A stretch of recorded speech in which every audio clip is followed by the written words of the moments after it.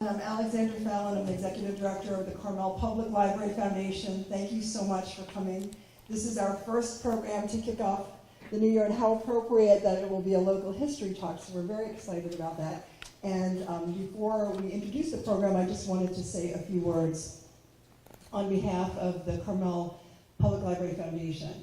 So this year's theme for our annual giving campaign is going to be, it's how we connect, because I think the library presents such an amazing opportunity for all of us in this community to connect with one another, with greater knowledge, with technology, with so many things that I thought that that would be such a wonderful way to let our community know the types of services and programs that are available to all of us here.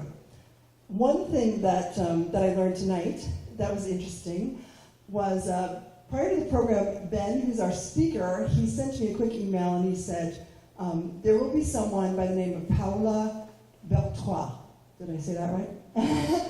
who would like to sell her books, that her books are on the Carmel River, and she's a local resident, and I was speaking with her, and in fact you can, after the program, go ahead and look at, not only is she a writer, but she's also an artist and a poet, and she's been living here, I found all this out, since 1965 in Carmel Valley.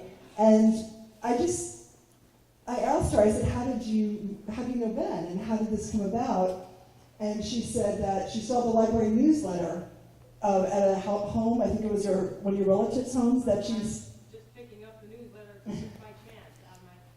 So it was sort of kismet, and then she went and contacted Ben and said, let him know about who she was and the project, and then he let her know that some of the information from his talk was coming from her book, and so it is how we connect. And I love that about our community, and we're very happy to have you here today. So without further ado, I'd like to introduce one of our board members, Denise Schultheis, who's going to introduce our speaker tonight. Thank you. Good evening, everyone. I neglected to print off the opening remarks. I'm going to read them from the cell phone. How about that?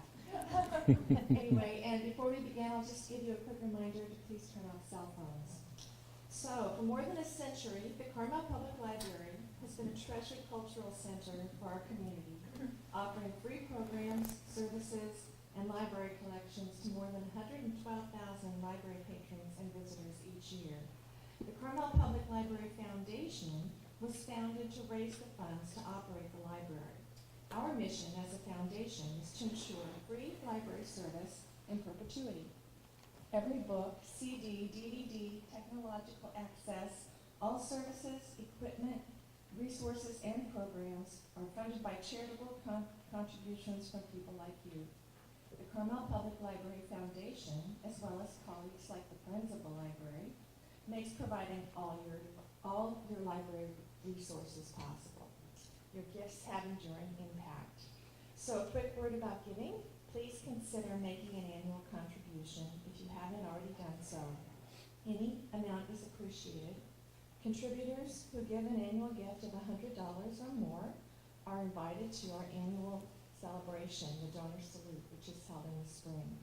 It's a special community event, our way of sharing our appreciation, and we hope to see you all at this fun and popular event next spring, because our donors are the reason the library is open and thriving.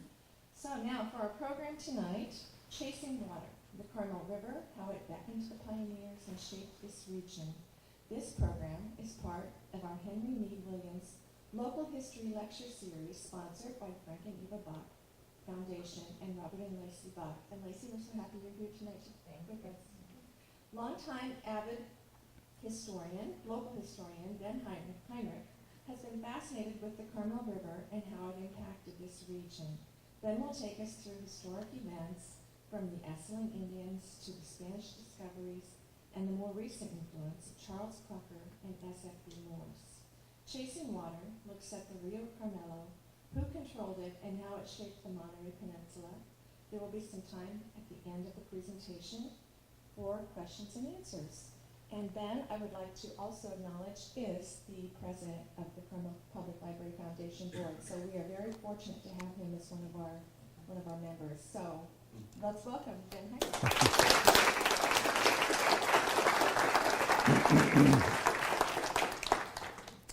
Thank you very much. Thank you. Can everybody hear fine? Okay. I want to introduce, and Lacey, I'm so glad you're here. And I'm glad you're sitting right here in front of me. This is wonderful. I want to introduce a couple of people. Lauren Latendre. Lauren, please stand up. Lauren is the Executive Director of the Carmel Watershed Conservancy. And I also want to introduce Charles Osborne. Charles is the grandson of S.F.B. Morse. And I am so glad you're here tonight because when the tough questions come up, I know who to turn to, right? Thank you. And I don't see Leslie Snorf here tonight, but I want to publicly acknowledge that Leslie is our Philanthropist of the Year for the Carmel Public Library Foundation.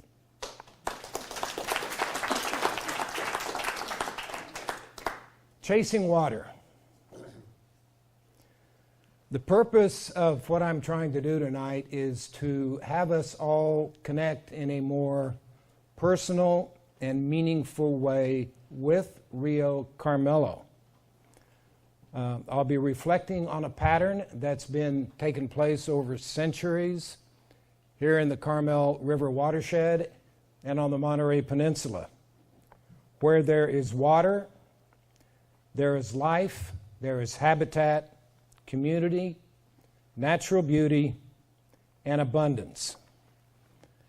And this technology drives me crazy. Everything at 2:30 this afternoon was working great, so wish me luck. Good. The Carmel is a lovely little river. It isn't very long, but in its course, it has what every river should have. That's so wonderfully understated. And tonight we're going to take a look at just what exactly does the Carmel River have. Thomas Christensen, who many of you know, is a local expert in riparian habitat. And he said, the watershed is so basic to a sense of home. More than a city limit or a county line, the watershed is the logical extension of one's household and backyard. All these tributaries and unnamed gullies are held together in a physical universe of granite, outcroppings, boulders, stones, and soil, all layered with the consciousness of pines, oaks, cottonwoods, and wildflowers, and all woven together and shaped by the water that has fallen on the land. I think that is so beautiful. And by the way, that came out of this wonderful book. So I want to make another reference to that.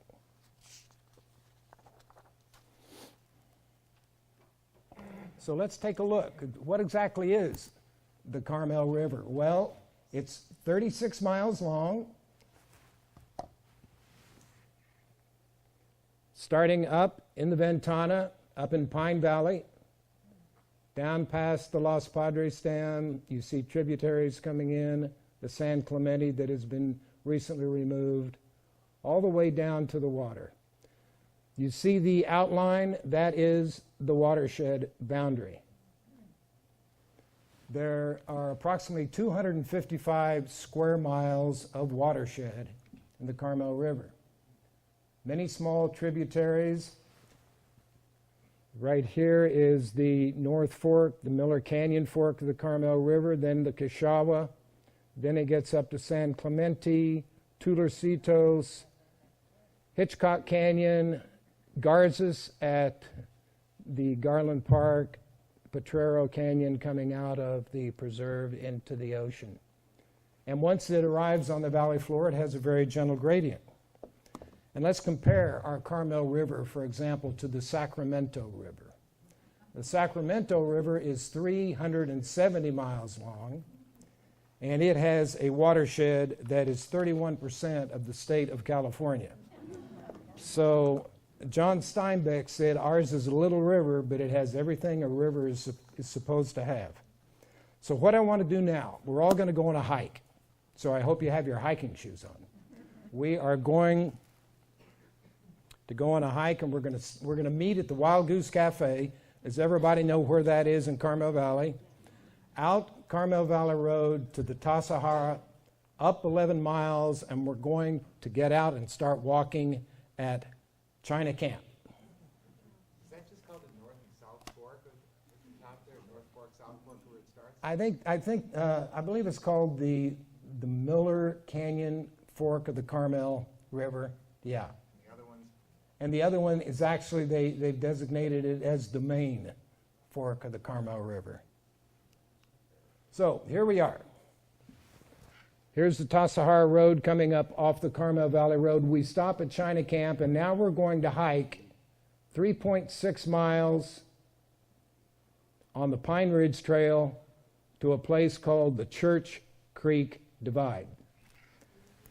And the Church Creek Divide is an important area because to the south of that, we're in the Arroyo Seco watershed, and to the north and the northwest, we are in the Carmel River watershed.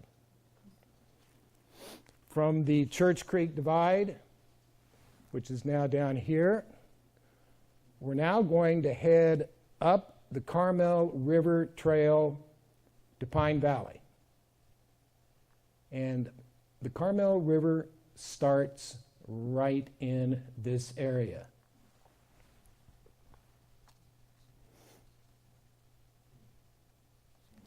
I want to read from That is Pine Valley. I want to read from one of the beautiful essays in the book that I've mentioned. It's called The Source, and it was written by Bob Shue, who many of you may know. And he said, I hunkered down at the side of this clear pool and took in a deep breath of pine and oak-scented air. I looked to the sky where small white clouds formed the background for a circling red-tailed hawk.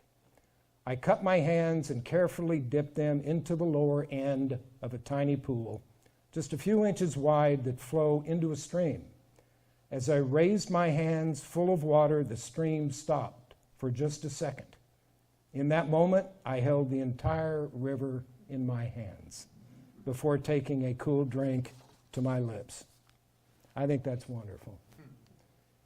Here is, as it starts out in Pine Valley, when you go about 3/4 of a mile from there, you get to the Pine Valley Falls, and another area is the Lower Pine Falls. This is the Carmel River Gorge, and we'll see how technology treats me.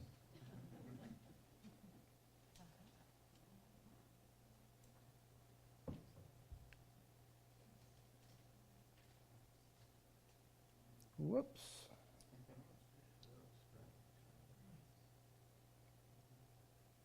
There are so many places on the Carmel River that I haven't been, and probably you haven't been either. But this Carmel River Gorge is just absolutely a beautiful location. There's a lot of elevation that the Carmel River goes through in a very short period of time, and it's just breathtaking. So I guess YouTube's going to let me down right now.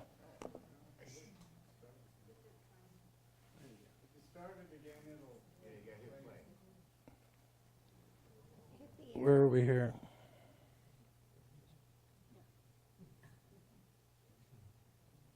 Thank you. I need all the help I can get. My wife Carol here understands that. But it's also worth noting we can look at a month later too. That's right. Thank you. Anyways.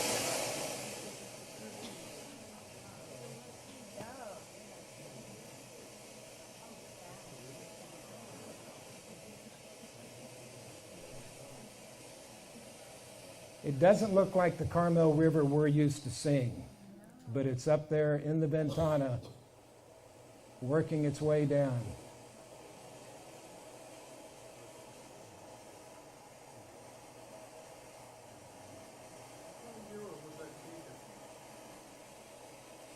I'm not sure. you know, about the water flow and how much. I think it was about 4 years ago.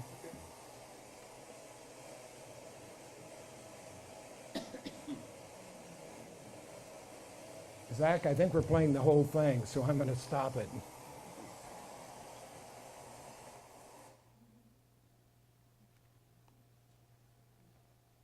Wow. Where's that? Canyons coming down the mountain, buckskin flats. Once it gets to the valley floor, a very gentle gradient. But remember, this, as it works its way to the beautiful lagoon, and then meets the Pacific Ocean, where the waves are always, it's a tug of war there. It's just amazing to stand there. And then we have the inevitable floods on the Carmel River. For millions of years, the Carmel River has gone back and forth over the Carmel Valley floor. In 1862, there was a 500-year flood. In 1911, the river moved 0.62 miles north from the south side of the valley to the north side near Garland Park. In 1914, a major flood had water across the entire Carmel Valley. And in 1915, a major flood combined with an unusual high tide reportedly had water to the edge of the Carmel Mission. And we remember the floods that we had in 1995, and last year we experienced some minor flooding again.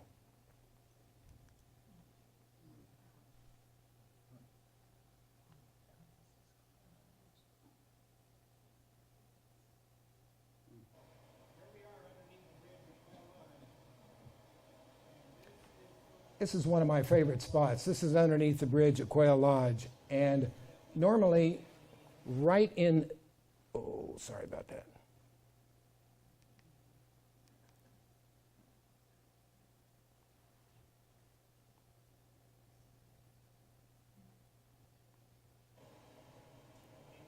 Up against one of those buttresses, there are some white markers.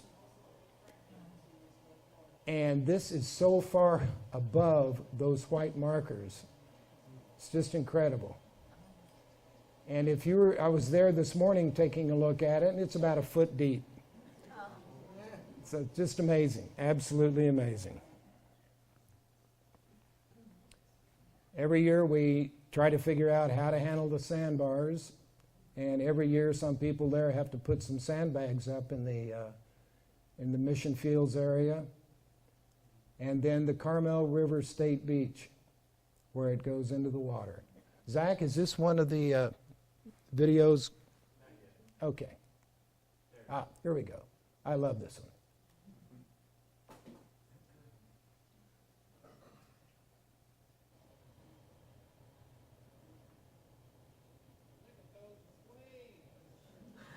That's me.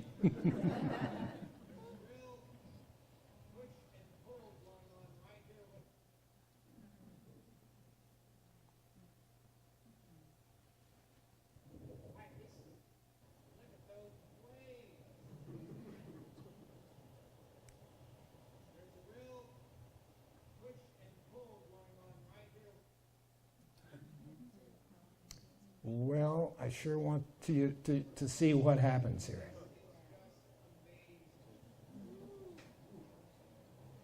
This is the ocean pushing back right now at the river. Incredible. And that water has come down the watershed from a long distance, so it's just amazing to see it all the way down here.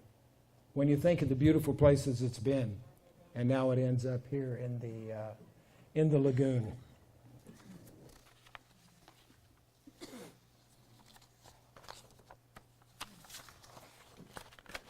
So let's go back to Pine Valley.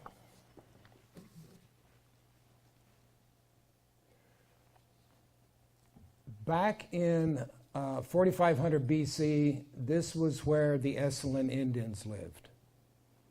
And the Rumsen lived closer to the coast. Actually, one of the villages was very, very near Point Lobos. But it's just such a beautiful area to think about the early inhabitants. And they had, okay,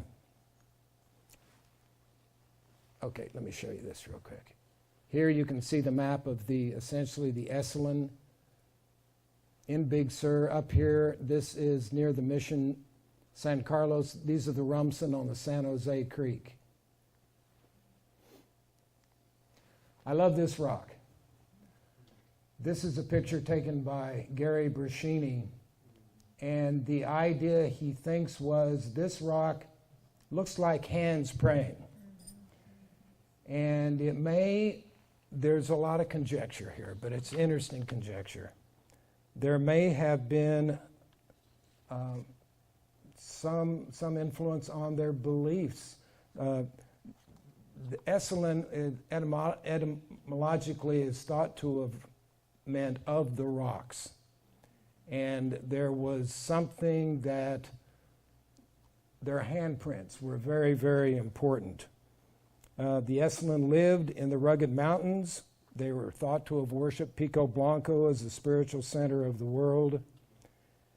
And there may have been something sacred about placing their hands on the rocks because, you know, if you get down into Big Sur, there's some areas where there's still some hot springs. And there are some rocks where you can literally touch them and feel the warmth. And that warmth may have meant something very, very important to the Indians. It is reflected in the art. This is a handprint in a cave somewhere in Tassajara that was probably done 2,000 or 3,000 years ago. The estimated population of the Esselens in the year 1600 was 1,285. And that was 1,285 Indians living in 800 square miles. What year? 1,600. The best estimates of people that have really researched this. The Rumsen village, those of you that have walked Point Lobos quite often, you know, on the south end of Point Lobos, there's a rock that has the mortar holes that are in there. This would have been very close to the village they call Ashinta. And also, you know, just in front of the monastery, there's actually a midden there that was a very sacred burial rite of the Rumsen Indians.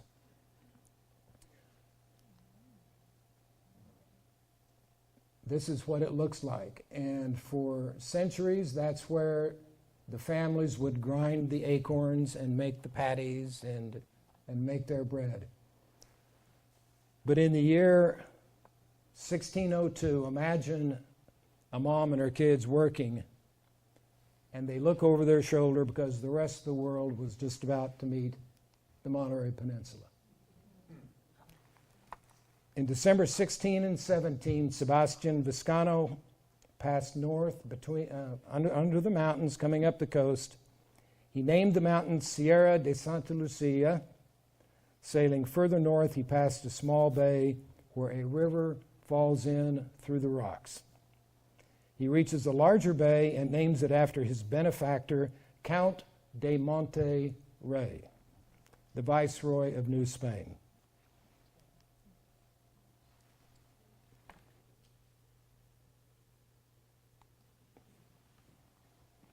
After landing and claiming Alta California for the King of Spain, his party, including 3 Carmelite friars, go south to explore the area.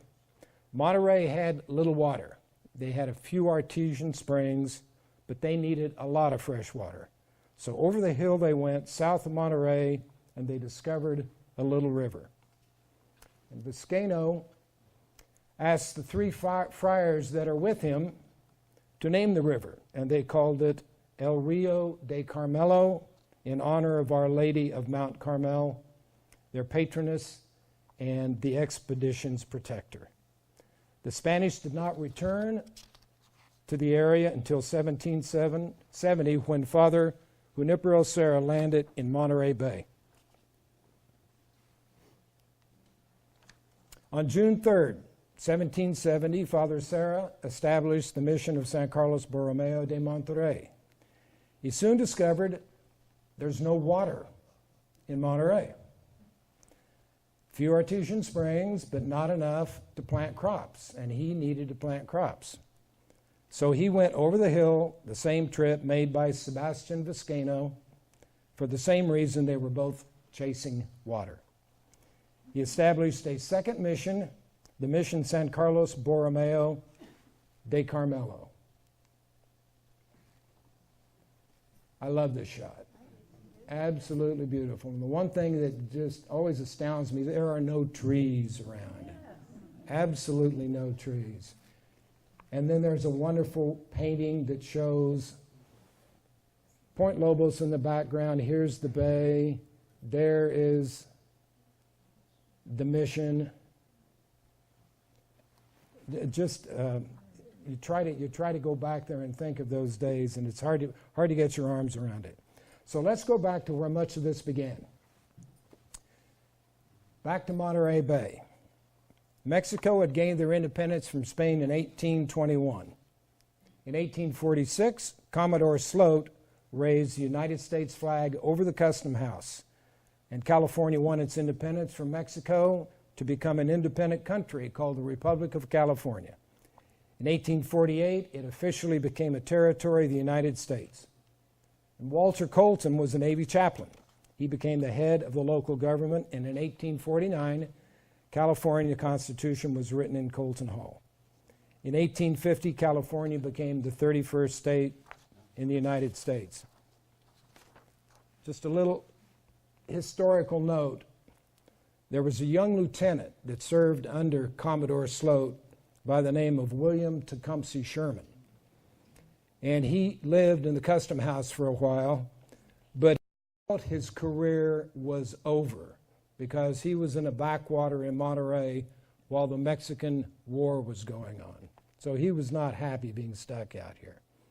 But in 1848 and 1849, the world was turned upside down in California. There's gold in those hills. The discovery of gold in Sutter's Mill in 1848 and the gold rush of 1849 changed California forever. The influence of San Francisco as a port now was on the rise, and Sacramento as a seat of power was now on the rise. The Transcontinental Railroad would now go to Sacramento, where originally it had been planned to follow the Lewis and Clark Trail up to the northwest. And for the city of Monterey, for 30 years, it was in a downward spiral. It witnessed a decline in influence, population, and commerce.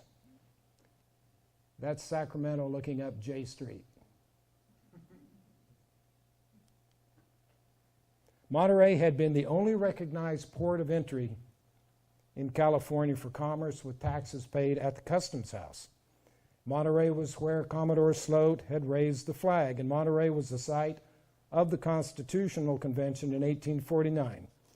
But with the discovery of gold, Monterey was forgotten, and it became an out-of-the-way, backwater community.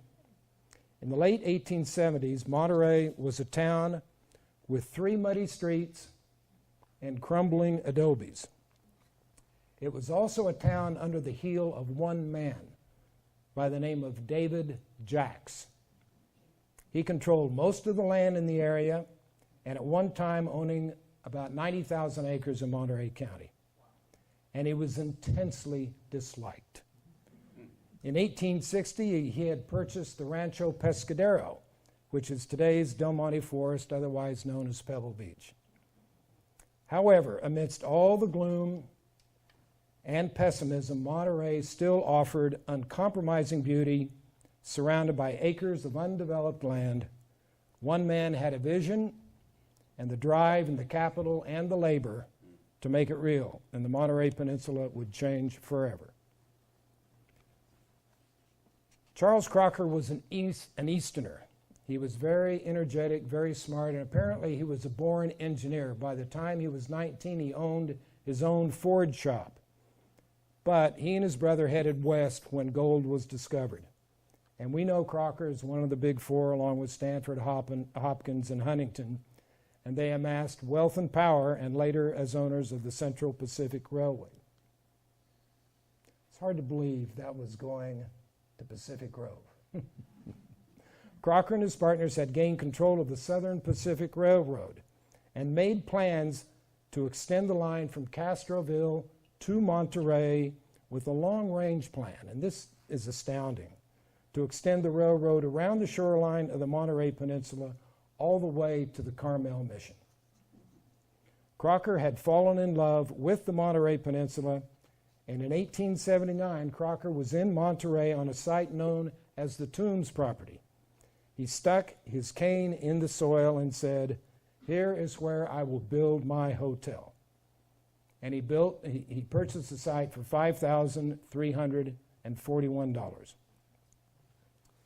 In 1880, Crocker began construction of the Hotel Del Monte, and in the same day he started drilling his first well.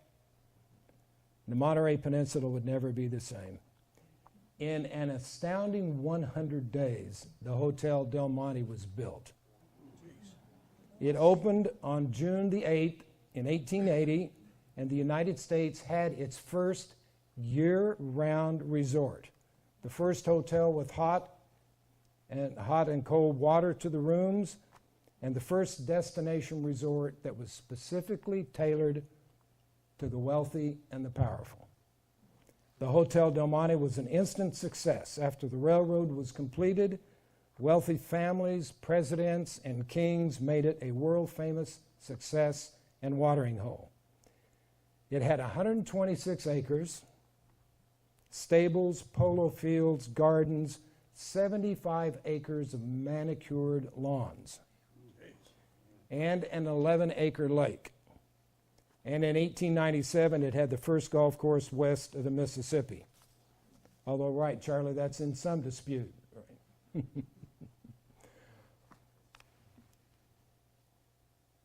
Victorian Gothic, just incredible architecture. I think, 440 rooms?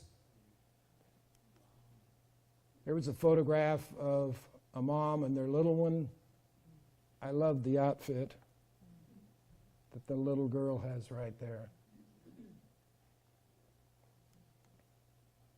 And what was Charles Crocker's vision?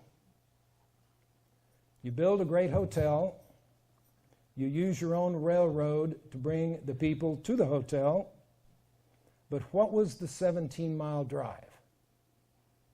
It's picturesque, certainly, but it represented much more in Crocker's plans. Over the years, the Pacific Improvement Company, a subsidiary of the Southern Pacific Railroad, owned by Crocker and the Big Four, had purchased just about the entire Monterey Peninsula. In 1880, he purchased Rancho Pescadero from David Jacks, and now they owned the Del Monte Forest.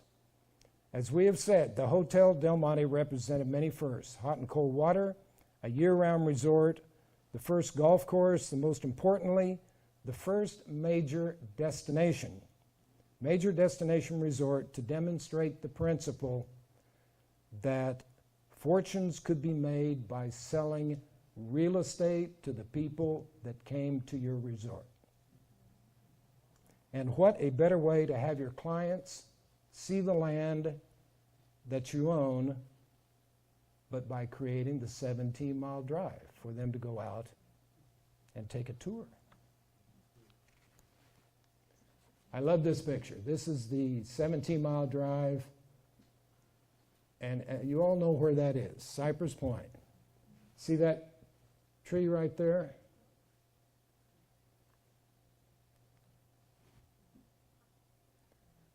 Here we are once the golf course is in there. This is hitting up on the 16th fairway. It's just amazing that the 17-mile drive looped all the way around there on that drive. One of the unintended consequences of the 17-mile drive was that it went by the Carmel Mission, and in the 1880s showed it in absolute ruins. And this is what it looked like. And on one of the trips, Mrs. Leland Stanford was in one of the buggies with her friends and saw this for the first time and donated $4,000 to start a drive to start restoring the Carmel mission.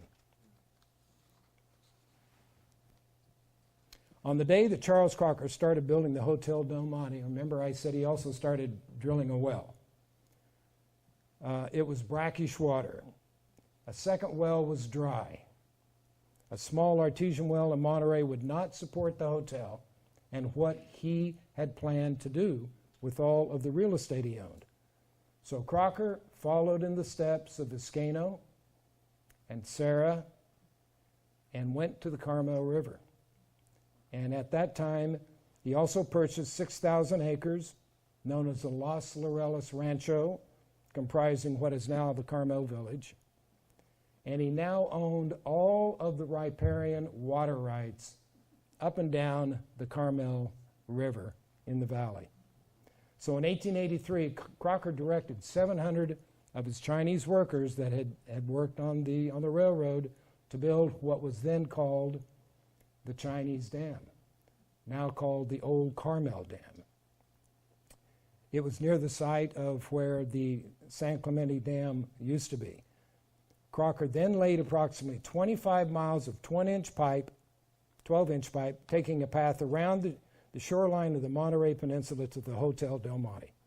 He was now the owner of the first water company on the Monterey Peninsula. And the Carmel River would supply the fresh water for future expansion.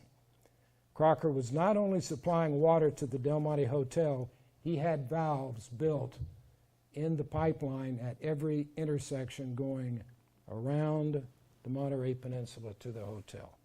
It was very, very strategic. And if you live in Carmel Valley, you've probably seen this on one of your preliminary title reports. Collis P. Huntington for a pipeline, September the 9th, 1882, in Book D, Miscellaneous Records 173. Everybody in the valley has these on your title report, and it's kind of fun to go back and see, my goodness, this is what they were doing at that time. They were getting easements over everybody's piece of property so they could do what they wanted to do water-wise. Well, sadly, in 1888, Charles Crocker passed away at the Hotel Del Monte, and he was all alone. It was a very, very sad story. But he had laid the foundation for the next visionary here on the Monterey Peninsula. The Duke of Del Monte, Samuel F.B. Morse. He was also an Easterner. He attended, well, his father fought in the Civil War, and then his father, I understand, also went to Yale. And then Samuel went to Andover and then Yale. And in 1906, he captained the Yale national football team, national championship football team, 2-year All-American halfback. In 1907, he graduated and was voted the most popular person in his class, the most likely to succeed. And one of his closest friends at Yale was a young man by the name of Templeton Crocker, grandson of Charles Crocker.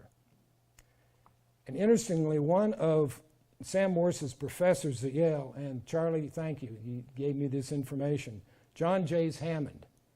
He was a world-famous mining engineer and now a professor at Yale. He had worked for Cecil B. Rhodes, he had worked for Hearst, and he was probably the wealthiest professor in the world because he was on a huge retainer from some of those very wealthy people.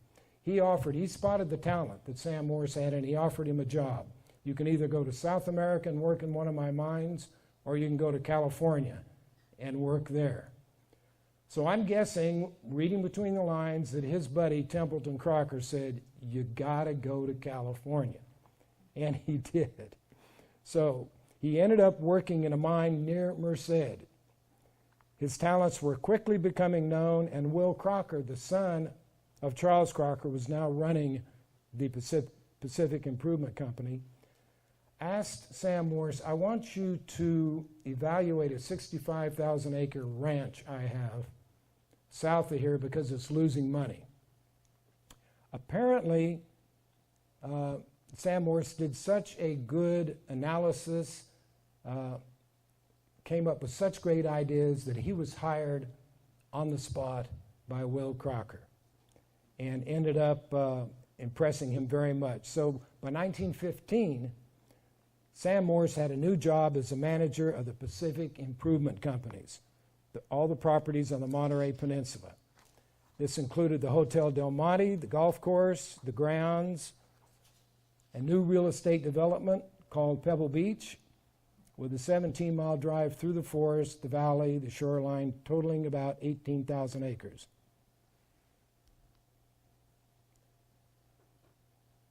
That's where the golf course is going to go.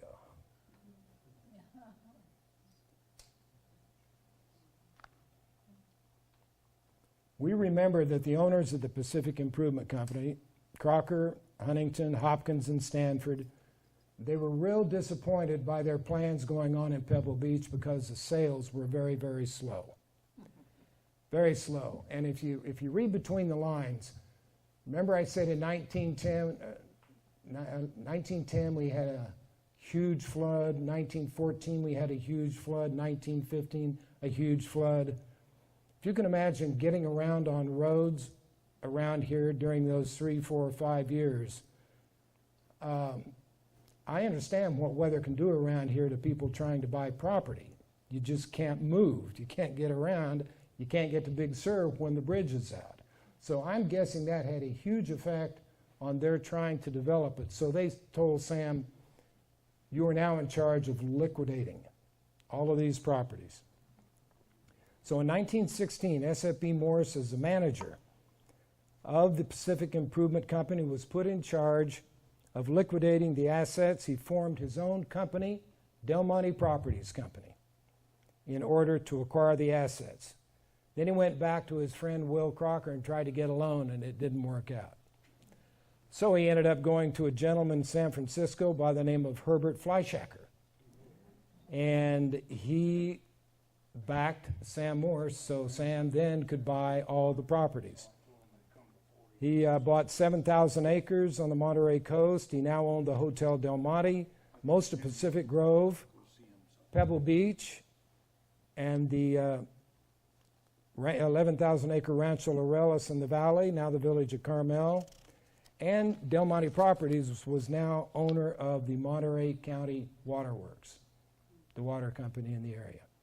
He bought it all for $1.34 million. But Sam Morse was a different kind of developer. At heart, he was an environmentalist and a conservationist. He has been compared many, many times to Teddy Roosevelt with his love of the outdoors.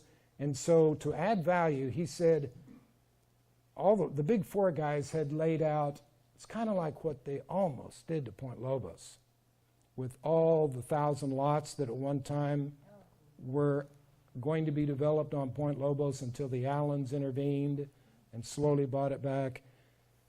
All of that land that is on the coast was, Crocker was trying to cram as many homes in there as he could. And so Sam Morse says, that's not the way this is going to be developed. He went back and bought up every one of those properties on the coast except one. And I know you know, Charlie. I want to see if anybody else knows which property Sam Morse could not get a hold of on the coast in Pebble Beach. Think of the fifth hole of Pebble Beach. There used to be a three-par that would go up the hill around a property, and then the sixth hole would go down this way. Well, there was a guy by the name of Jenkins that would not sell. And so finally, maybe 20 years ago, the Pebble Beach Company was able to work with the estate, and they got Jack Nicklaus in to do the brand new fifth hole that was on the coast now. And there were, as a trade-off, they developed 2 residential properties that a couple of very good businessmen bought. But he was so, according to Charlie, that was a thorn in his side, that he was never able to get that one property on the coast back. In 1919, Morse had completed the Pebble Beach golf links and the lodge. He wanted Alistair Mackenzie to build the course, but Alistair Mackenzie was in Europe fighting World War I. And so he looked to local amateurs, Jack Neville and Douglas Grant and Morse, and they designed the course themselves. After taking over the company, he drilled a lot of wells in Pebble Beach, Sam Morse did, and they all came up pretty dry. And prior to taking over the PIC, the Pacific Improvement Company, there had been a lot of work done by the previous owners on building a new dam on the Carmel River. And it was the best technology in the world at the time. It was brand new stuff. So in effect, Sam Morse went to the Carmel River and built the San Clemente Dam.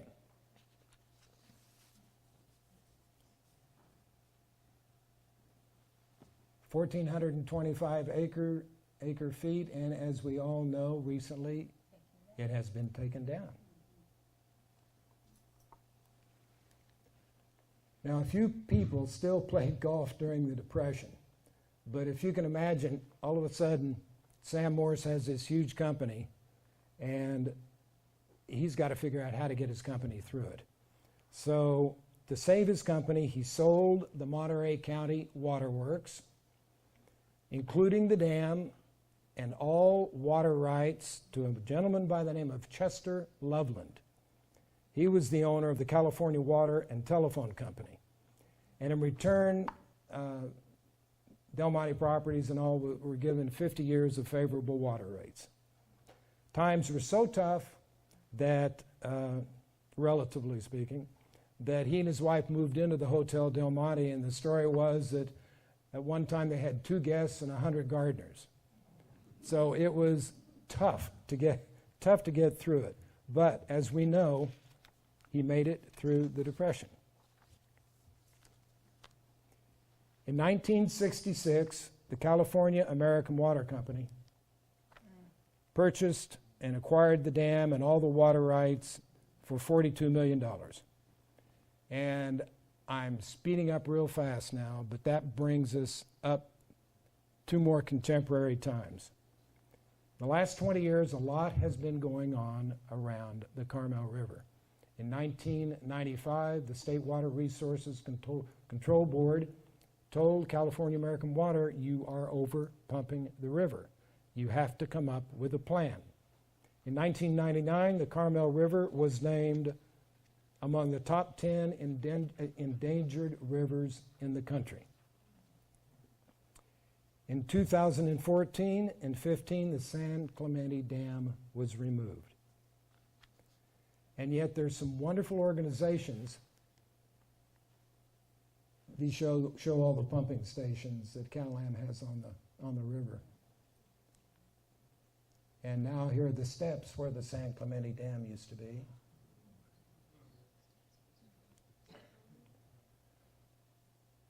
Lauren, does that look familiar?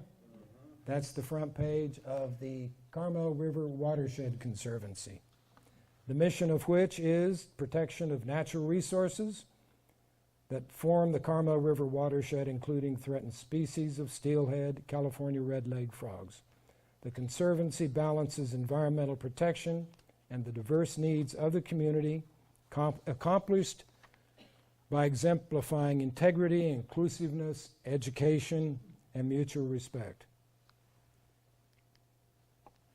The Big Sur Land Trust is currently in the lower floodplain and lagoon restoration project.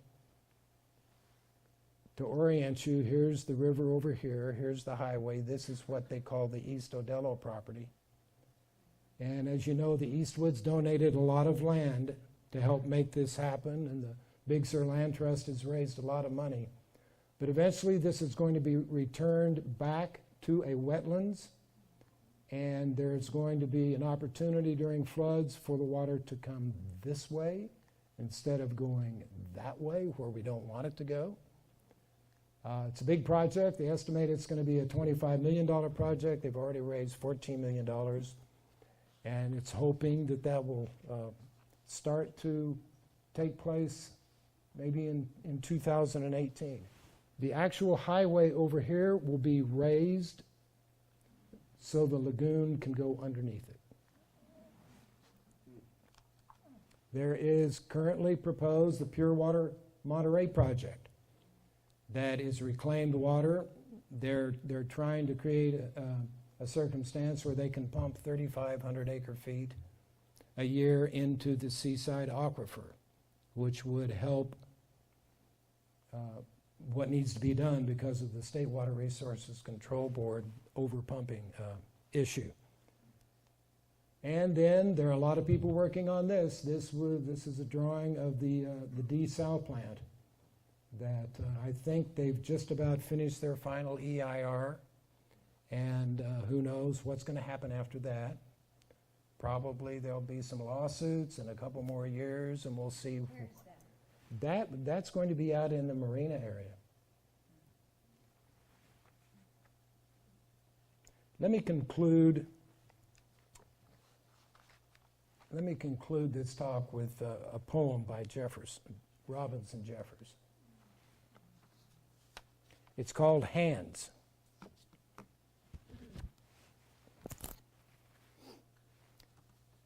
Inside a cave in a narrow canyon near Tasahara, the vault of rock is painted with hands. A multitude of hands in the twilight, a cloud of men's palms, no more, no other picture. There's no one to say whether the brown, shy, quiet people who are dead intended religion or magic or made their tracings in the idleness of art. But over the division of years, these careful signs manual are now like a sealed message saying, look, we also were human. We had hands, not paws. All hail you people with the cleverer hands, our supplanters in the beautiful country. Enjoy her a season, her beauty, and come down and be supplanted, for you also are human. Thank you.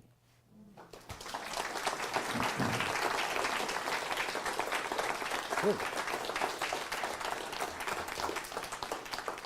Or the salmon coming back. I know that they have had some restoration work there. I wonder what's the status in that, how successful that has been for time? Well, I'll make a quick comment, and then Lauren, I'd love to hear you. I know that during this last year's really torrential rains, some of those huge boulders on the steps that you saw going up were totally rearranged. I mean, some huge boulders were moved around. But the situation for the steelhead has been, I mean, it's a new life-saving for the species. Well, we're still a long ways away. I mean, Brian Lenev here, the Carmel River Steelhead Association, can speak to this even more than I can. But there are about 50 active projects, restoration projects going on in the watershed right now. We hope to have an abandoned mission ranch in January. We have a pretty good fix on the Carmel River Lagoon solution. And to talk about those 50 projects and the action plan that the Carmel River Task Force has come up with over the years for trying to restore the steelhead and red-legged frogs. But we've made a lot of progress, but it's going to take a long time, including having the Sleepy Hollow rearing facility back online to be able to restore the populations. We're probably in the low hundreds right now, and but there's a lot of promise, and the river is in recovery. So, Brian, do you want to say a few more things? It's really hard to say. Recovery is going to be a long process. It's going to be a marathon, not a sprint. So anyone expecting to see great numbers because the San Clemente Dam came down and all these other projects, it's just not going to happen real fast. It's going to happen. The life cycle of steelhead is basically 3 years between spawn, goes out to sea, and comes back. So it's going to be a long process before we see any recovery of the steelhead, but a lot of good things are happening. What excites me is to have this kind of expertise in the room, working on the river, being here tonight, and we can share your thoughts and all. I believe there was a... Yes, I've been told that the river runs north. It's in the south, it runs north to the ocean. Is that correct? Well, it kind of runs northwest, and then down to the valley floor, but I don't think you could directly say south to north.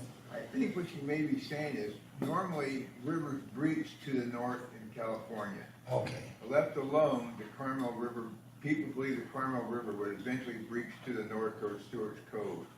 And man has opened it up going straight out, but I think that's what you're referring to, is you look at any other river in California, it breaches to the north. Okay. And another one is that there's an upper stream and a lower stream. I know there's an upper fork and a lower fork way out in the Ventana, but I need some help on that. Yeah, okay, thank you. Thank you. Any more questions?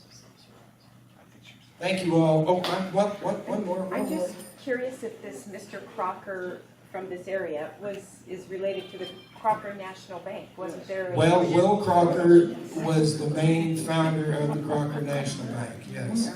And as you know, Stone Pine used to be in the Crocker family. It was one of their beautiful homes that they owned down here. Yes, and we had Crocker Avenue all over the place, and lots of names of famous people. Thank you all very much. Thank you.